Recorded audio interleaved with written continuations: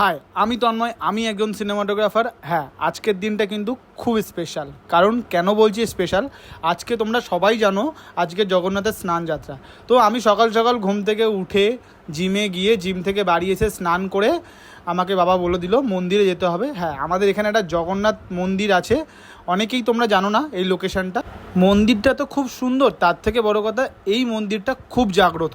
আমরা আমাদের এখানকার যত গ্রামবাসী বিন্দু আছে সবাই এই মন্দিরে প্রত্যেক দিন কম বেশি সবাই আসে। তো আমি যাওয়া মাত্রই দেখলাম জগন্নাথ দেবকে বাইরে এনে সুন্দর করে তাকে সুন্দর করে সাজানো হচ্ছিল। আর এটাকে দেখছো, এটা যেটা জগন্নাথ দেবকে বস্ত্র পরাচ্ছে সেটা হচ্ছে আমার বাবা। হ্যাঁ, এটা আমার বাবা। আমি একটা এমন ফ্যামিলি থেকে বিলং করি, আমার বাবা মা দুজনেই ঠাকুর ভক্ত, তারা ইস্কন ভক্ত। তো জগন্নাথ দেবের ভীষণ বড় ভক্ত। তো সকাল সকাল যেহেতু উপোস করে আমি ছিলাম, তো আমি ওই জন্য জগন্নাথ দেবের মন্দিরে পৌঁছে যাই। আর ওখানে গিয়ে আমি স্নান করাবো, কারণ বছরে এটা একদিনই আসে, তাই মিস করব না বলে পৌঁছে গেছিলাম মন্দিরে। আর এটা স্নান করানোটা সবার ভাগ্যে জোটে না। তো যাই হোক, হয়তো আমার ভাগ্য আছে, তাই জন্য আমিও আজকে এখানে আসতে পেরেছি।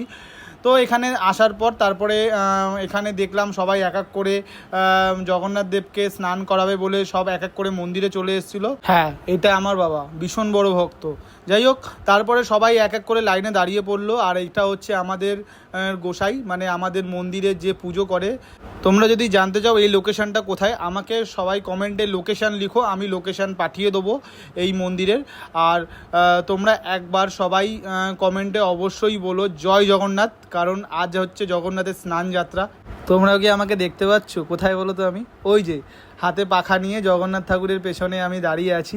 হ্যাঁ, এইবারে লাইনটা আস্তে আস্তে বড় হচ্ছে, কারণ বেলা বাড়ছে। তো সবাই এক এক করে লাইন দিয়ে জল ঢালবে। তো আমিও ঢালছি অলরেডি জল, দেখতে পাচ্ছ তোমরা সবাই। সত্যি বলছি, আলাদা একটা শান্তি। তো সবাই আবার একবার বলো জয় জগন্নাথ, জয় জগন্নাথ। তো যাই হোক, আজকের জন্য এইটুকুই। আবার দেখা হবে নেক্সট কোনো লোকেশানে, নেক্সট কোনো ব্লগে।